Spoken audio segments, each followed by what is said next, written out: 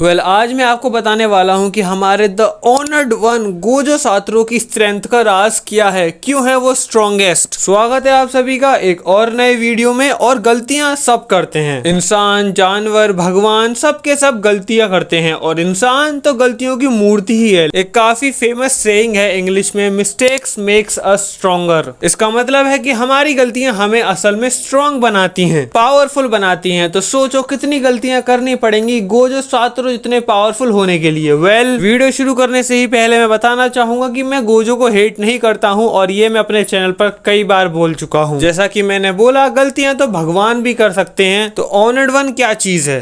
अगर मैं आपसे पूछूं कि सबसे ज्यादा मौत का जिम्मेदार कौन है पूरी की पूरी जुजुत्सु काइसन में, तो आप प्रोबेबली बोलोगे कि सुकुना, क्योंकि उसने एक रात में 10,000 प्लस लोगों को मार दिया था। और क्या हो अगर मैं आपसे बोलूं कि इसके लिए भी गोजो जिम्मेदार था, ननामी की डेथ के लिए भी गोजो जिम्मेदार था और अपनी खुद की डेथ के लिए भी वही जिम्मेदार था। गेगे ने ये बात खुद एक्सेप्ट करी है कि गोजो सुकुना से जीत जाता अगर वो एक मिस्टेक नहीं करता। वो मैं आगे बताऊंगा आपको। और अगर आप एक सुकुना फैन हो, आपकी इस बात को सुनकर ऑलरेडी जल चुकी है, आप गाली ऑलरेडी कमेंट सेक्शन में दे चुके हो, तो जाकर एक बार डैडी व्यूक की ये वाली वीडियो जरूर देखना, जिसमें उसने प्रूफ के साथ दिखाया है। व्यूक ने गेगे की ऑफिशियल स्टेटमेंट दिखाई है उस वीडियो में, जिसमें गेगे ने खुद एक्सेप्ट किया है कि ओरिजिनल विनर गोजो ही होता अगर वो एक मिस्टेक नहीं करता। वो कौन सी मिस्टेक थी आपको आगे पता चलेगा। चलिए वीडियो को शुरू करते हैं नंबर 1 की मिस्टेक से, जो की थी लेट यूजी लिव। अब यूजी के जो इक्का दुक्का फैन है वो ऑफेंड हो जाएंगे और कमेंट में गाली देते हुए बोलेंगे कि तुझे क्या पता, अगर यूजी मर जाता तो मेन कैरेक्टर कौन होता। कुछ लोग आर्गुमेंट ये भी करेंगे कि यूजी ने ही सुकुना को हराया था फाइनल ब्लो देकर, तो यूजी काफी ज्यादा इंपॉर्टेंट पार्ट प्ले करता है पूरी जुजुत्सु काइसन में। मैं मानता हूँ वो काफी इंपॉर्टेंट पार्ट प्ले करता है, लेकिन एक बार जुजुत्सु काइसन को इमेजिन करो उसके बिना। जस्ट इमेजिन करो जब गोजो यूजी को पहली बार मिलता है, जब उसने सुकुना की फिंगर खाई थी और हायर अप ने उसको यूजी को मारने का ऑर्डर दिया था, तब अगर गोजो यूजी को मार देता तो क्या होता? कुछ नहीं होता, गोजो जिंदा होता। शिबुया में जो मौत का नंगा नाच हुआ था वो नहीं होता। और जिन्होंने एनीमे देखी है, बिलीव मी, अभी तो सुकुना अपनी दरिंदगी की लिमिट पर पहुंचा नहीं है। अभी मांगा में उसने और भी बड़े बड़े कांड किए हैं। वो सारे के सारे कांड नहीं होते अगर एक गुलाबी बाल वाले बच्चे को गोजो मार देता। अब शायद तुम्हें समझ में आया होगा कि स्टेक्स कितने हाई थे। और अगर अभी भी तुम यूजी को डिफेंड कर रहे हो ये बोलकर कि भाई यूजी काफी दिल का अच्छा है, उसने लोगों की मदद करी, वो मरना डिजर्व नहीं करता था, तो एक बार सोच के देखो, तुम्हारे दिल में यूजी के लिए सॉफ्ट कॉर्नर है क्योंकि तुमने उसकी स्टोरी फॉलो करी है। लेकिन ऐसे कितने सारे बच्चे, औरतें, बूढ़े, जवान लोग मारे गए थे यूजी की वजह से। हाँ, यूजी की उसमें कोई गलती नहीं है, उसने जानबूझ के नहीं मारा। लेकिन अगर एक यूजी को हम मार दें तो ना सिर्फ सारे के सारे सिविलियंस की जान बच जाती शिबुया में, बल्कि गोजो तक जिंदा होता। वैसे गोजो फैंस को अगर कन्विंस करना है तो मुझे सिर्फ एक ही बात बोलनी है कि अगर यूजी मर जाता तो तुम्हारा गोजो जिंदा होता। अब बताओ, क्या ये गुलाबी बाल वाला मेन कैरेक्टर कम साइड कैरेक्टर ज्यादा इंपॉर्टेंट है गोजो और उन सभी लोगों के जिनको सुकुना ने मार दिया? मिस्टेक नंबर 2,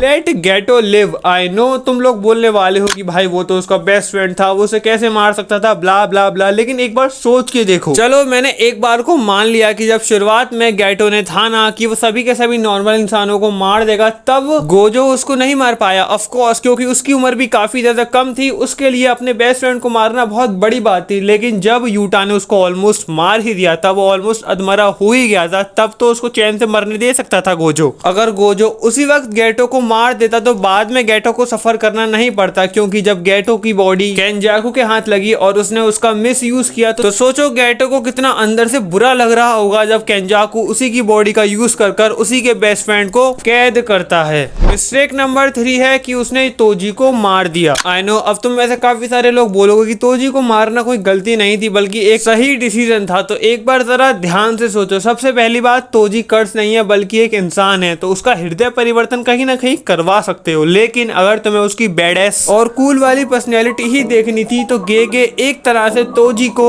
एंटी हीरो दिखा सकता था। आई मीन तोजी कितना ज्यादा वेट होल्ड करता है, हमें इसी बात से पता लग जाना चाहिए कि तोजी, गोजो और सुकुना के स्क्रीन टाइम में जमीन आसमान का फर्क है। फिर भी तोजी की फैन फॉलोइंग ऑलमोस्ट सुकुना और गोजो के लेवल की है। अगर गोजो तोजी को जान से नहीं मारता तो वो एक काम कर सकता था, उसे बहुत बुरी तरीके से पीट कर जेल में डाल सकता था। है तो वो ह्यूमन ही ना। और दूसरी डायरेक्शन में जाएं तो वैसे भी वो सिर्फ पैसों के लिए काम करता है, तो अगर जुजुत्सु हाई वाले उसे पैसे ऑफर करते तो वो सॉर्सरर्स की टीम से भी लड़ सकता था। तोजी को एक ऐसे कैरेक्टर के तौर पर यूज कर सकते थे जो कि ना तो बहुत ज्यादा बुरा है ना कि बहुत ज्यादा अच्छा है, और वो आगे चलकर सुकुना से फाइट के दौरान भी बहुत ज्यादा यूटा हेल्प कर सकता था। Mistake number 4, didn't train Utah enough. एक टाइम था जब हम सभी के सभी थ्योरीज बना रहे थे कि यूटा कैसे गोजो को सरपास कर सकता है, क्योंकि यूटा की जो जीरो मूवी थी उसमें साफ साफ बोला गया है कि यूटा के पास कर्स एनर्जी गोजो से भी ज्यादा है और वो इकलौता कैरेक्टर था उस टाइम जो पोटेंशियल रखता था गोजो के लेवल पर जाने का या फिर गोजो को भी सरपास करने का, जो बात गोजो ने खुद एक्सेप्ट करी है। जब चैप्टर 236 में गोजो की डेथ होती है उसके बाद हम सभी यूटा का बेसब्री से इंतजार कर रहे थे, सब लोग उसे नेक्स्ट गोजो का टैग दे चुके थे और जब केंजाकू को यूटा ने एक बार में खत्म कर दिया तब तो हमें लगा कि फाइनली यूटा शायद गोजो को भी सरपास कर चुका है, लेकिन वो हमारा वहम था। जैसे ही यूटा सुकना के सामने आता है वो भीगी बिल्ली साबित हो जाता है, सुकना उसको बड़े आराम से हरा देता है। हालांकि वो बाद में गोजो की बॉडी में रिटर्न कर आता है लेकिन उसका कोई फायदा नहीं था, वो भी ज्यादा देर तक नहीं टिक पाता और हमें पता चल जाता है कि यूटा अभी गोजो को सरपास नहीं कर पाया है। वेल गेगे ने ये बात खुद एक्सेप्ट करी है कि सुकना गोजो के बाद अगर किसी के सामने थोड़ा सा डरा था, थोड़ा सा उसे लगा था कि ये मुझे हरा सकता है, वो और कोई नहीं बल्कि काशिमो था। मतलब यूटा को तो वो एक थ्रेट कंसीडर भी नहीं कर रहा था। सोचो कितनी बड़ी डिसरिस्पेक्ट है ये। और हाँ, ये मैं हवा में बात नहीं कर रहा हूँ, जाके तुम देख सकते हो व्यू की वीडियो जिसमें ये सब गेगे ने खुद एक्सेप्ट किया है ऑफिशियली। ये स्टेटमेंट सुनने के बाद मेरे दिमाग में यही क्वेश्चन था कि आखिर यूटा कहाँ चूक गया। यूटा के पास 100% पोटेंशियल था गोजो से भी आगे जाने का, ये बात खुद गोजो, गेगे, सुकना सब ने एक्सेप्ट करी है। फिर मुझे याद आया कि ओ